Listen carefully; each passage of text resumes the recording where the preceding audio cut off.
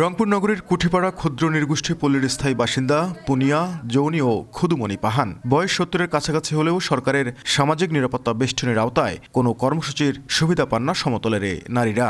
বয়স হয়েছে, এখন হাঁটতেও পারি না, খুব কষ্ট করে খাই।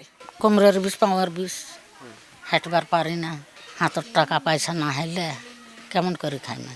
রংপুর বিভাগের বিভিন্ন জেলায় ছড়িয়ে ছিটিয়ে রয়েছে সাঁওতাল, ওরাও, মুন্ডা সহ বেশ কয়েকটি ক্ষুদ্র নৃগোষ্ঠী, যাদের একমাত্র পেশা এখন কৃষি শ্রমিক। সরকারের পর্যাপ্ত পৃষ্ঠপোষকতা না থাকায় দারিদ্রতার বলয় ভাঙতে পারছে না এসব সম্প্রদায়। আদিবাসীর মধ্যে স্কুল কলেজে যে একটু ছাড় দেবে বা আমাদের ভর্তির জন্য কিছু কম করবে, এগুলো সুযোগ সুবিধা নাই আমাদের। মৌলিক যে অধিকারগুলো আছে আমাদের, বাসস্থান, শিক্ষা, চিকিৎসা, সব দিক থেকেই আমরা বৈষম্য শিকার হই। বয়স্ক ভাতা, তারপর উপবৃত্তি, তারপর মাতৃকালীন ভাতা, এই সমস্ত ভাতা থেকে তারা বঞ্চিত।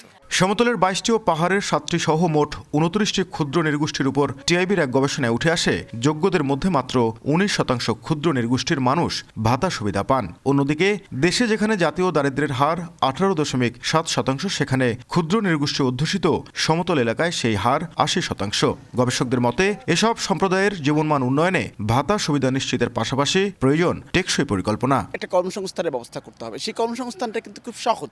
তাদেরকে যদি আমরা প্রশিক্ষণের আওতায় নিয়ে আসতে পারি এবং তাদের জন্য যদি আমরা কিছু সহজ শর্তে ঋণের ব্যবস্থা করতে পারি, তাদের কাজের মান যদি উন্নত করা যায়, সেগুলো কিন্তু বিদেশে রপ্তানি করে অর্থনৈতিক সমৃদ্ধি অর্জন করা সম্ভব। সমাজসেবা অধিদপ্তরের তথ্য বলছে রংপুর বিভাগে অনগ্রসর জনগোষ্ঠীর মাত্র ৪,২৫০ জন বয়স্ক কিংবা বিশেষ ভাতার আওতায় রয়েছেন।